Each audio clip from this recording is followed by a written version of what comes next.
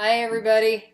Okay, so I was debating, do I do an online lesson tonight because I've got like a post 100-degree hat hair going right now, and I decided that I would push on and do the video despite my hair discrepancies. So tonight, this is what's been on my mind lately: chord combinations. I'm always thinking about, what am I working on? What do we need to work on constantly? So chord combinations are a little bit different than when we work on, let's say, finger exercises. So finger exercises, are real good technically for you, and they help work right and left hand, and you get a lot out of them. Well, chord combinations have the same principle, basically. As you repeat these chord combinations, your fingers get stronger. These combinations become automatic under your fingers. And so I wanted to take you through a couple of these exercises tonight. Okay, so the chord we're going to start with might be a new chord for you. If it's a new chord, after I give you the instruction, then you're just going to stop this video and you'll work on the chord and then you'll continue it. Okay, so it's a major seventh. In this case, it's a G major seventh. So I'm going to put my first finger on my 6th string in the 3rd fret. That's my G note, that's my root. This is always the root of this particular chord. Okay, 2nd finger, 3rd fret, 2nd string. It's a bit of a stretch. Then my ring finger, my 3rd finger on the 4th string, 4th fret, and my pinky right underneath it on the 3rd string, 4th fret. Now, I am muting the 2 open strings, the A string and the E string, the 5th string and the 1st string. I'm actually doing both of those by way of my index finger. I'm just letting the pad kind of spill over to the A and stop it. And then I'm playing, which I don't normally do, up against the neck over here to stop that 1st string from ringing. What that does is it makes this a movable chord form. And for those of you who want to be in the know, this is a 1, 7, 3, 5 voicing of G major 7th with the root on the E string. Okay, so the first thing I do with this chord, like I said, pause it if you need to. If not, we grab my trusty friend here, the metronome. If it's not in time, it doesn't exist. Always with the metronome. Honestly, turn off the video if you're not going to use your metronome, because we can't work that way. Okay, you guys all know that anyway. Got the metronome going. At this point, it doesn't have to be a fast speed. What I'm going to do with this chord is, I'm just going to ingrain it in my neck and under my fingers. Learning it in one place is the first thing that you do. The next thing that you do, once you can go from 0 to that chord,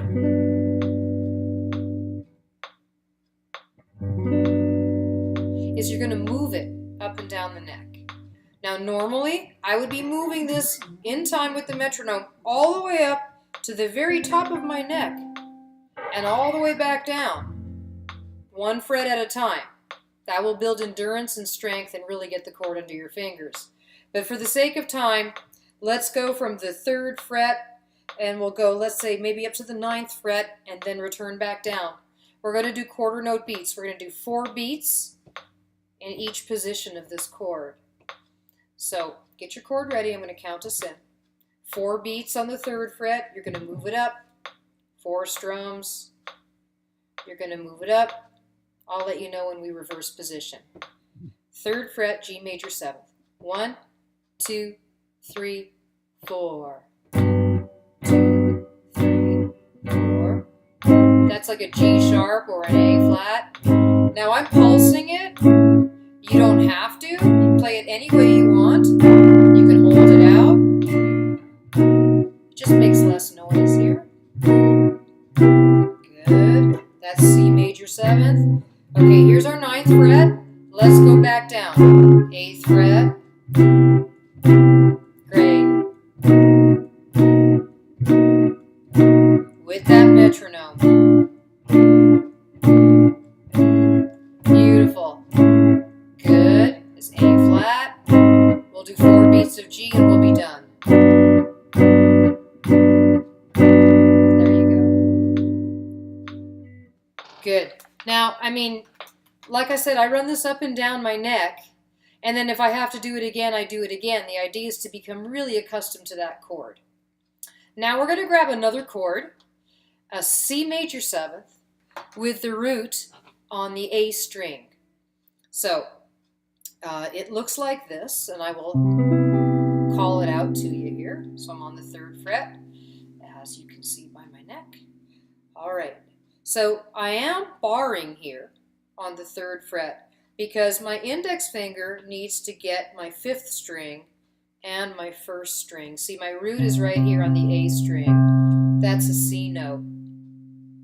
Okay, and I just lay my finger down. Okay, my 2nd finger goes on the 3rd string of the 4th fret. My 3rd finger goes on the 4th string of the 5th fret. And my pinky goes on the 2nd string of the 5th fret. Here's what it sounds like. Now, if you need to take time to work that chord, stop the video and work on the chord, okay? If it's a new chord for you. So this is a major 7th chord with the root on the A string, the 5th string. A lot of people make an error when they're first learning it of barring all the way. And even though that note is technically correct, it's not the root, and it's not going to help your brain too much to do it that way at first. Really, start with your root. Do not bar beyond the 5th string. And you need to learn the technique of doing that anyway, so why not do it now? Okay, so there it is. So this is a movable chord form also because there's no open strings. I'm not strumming this E string. You can either avoid it with your pick, or you can mute it by just putting a little bit of the pad up against that string. So you see now I can strum all my strings, and you're not hearing that. Okay? We're going to do the same thing with this chord now. We're going to take it up and down the neck. Once again, normally I would start all the way on the 1st fret, right? Bring it all the way up as high as you can play. Never avoid the area above the 12th fret. It's a sweet spot. Play everything as high as you can, and then you go back down. That's a nice long exercise. For the sake of time, I won't do that way tonight, but that's the way I want you to practice it. And get our little friend out here.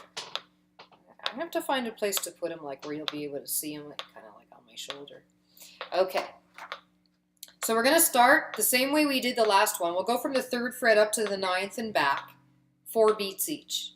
All right? So I'm going to count you in. Get your C major 7th ready. All right? 1, 2, 3, 4. 2, 3, 4. C sharp. 2, 3, 4. D, 2. You don't have to know what it is. Just keep moving it. 2, and count. 3, 4.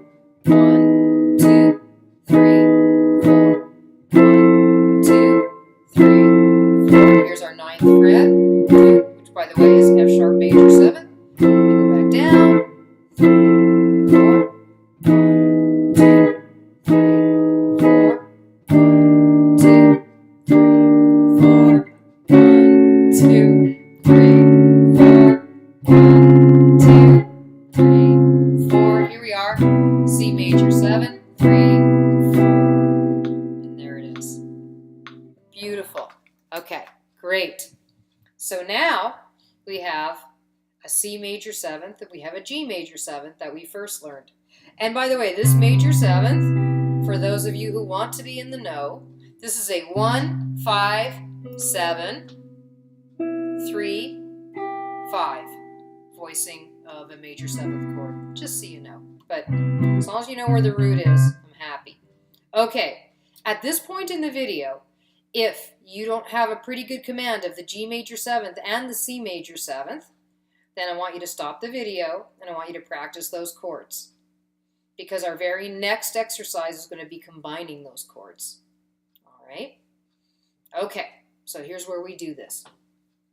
And we will be moving this up the neck, but we'll start with a G major 7th, 4 beats.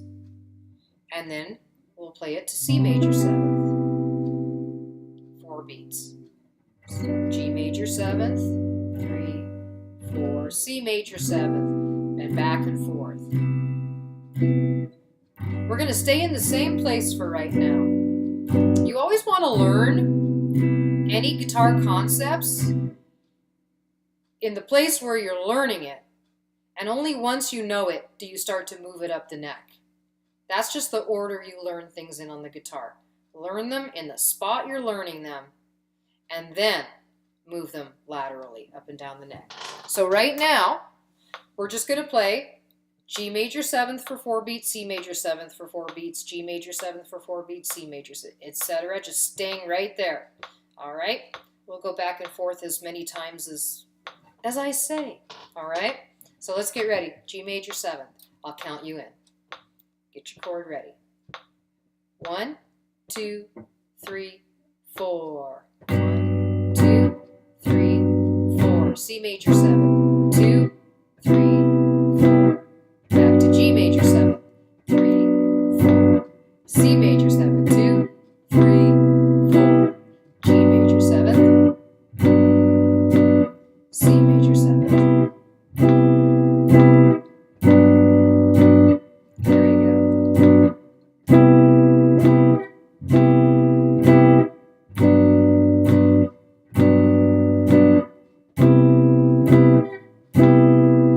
Beautiful. Last one, G major 7th, C major 7th, and you're done.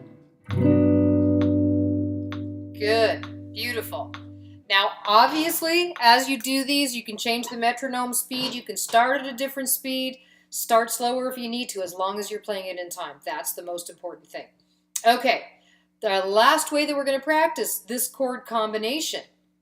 Once we have it in one spot, now we move it up the neck. Okay? All right. So now we're going to do 4 beats of G major 7th, 4 beats of C major 7th, right? Then we're going to move it up a half step and do the same combination. Move it up to the 5th fret. All right? Okay, let's start on G major 7th. We will go up to the 9th fret and back. Okay? Follow me. 1, 2, 3, 4. 1, 2, 3, 4. Right where you're at, C major 7th, 3rd fret. Now we go up a half step. Good. G sharp, good. 4th fret, C sharp major 7th. Go up 5th fret. Beautiful. 5th fret, D major 7th. 6th fret. Right where you're at. Beautiful. 7th fret. Yep. Got 2 more frets to go before we go down. Good. This is the 8th fret. 9th fret. Good. Now we're going to go a half step back on the 8th fret.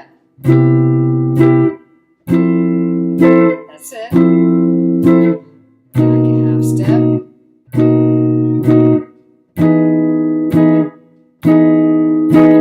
Beautiful. Yep. Good. 5th fret. And you're breathing, right? We're breathing. This is the 4th fret.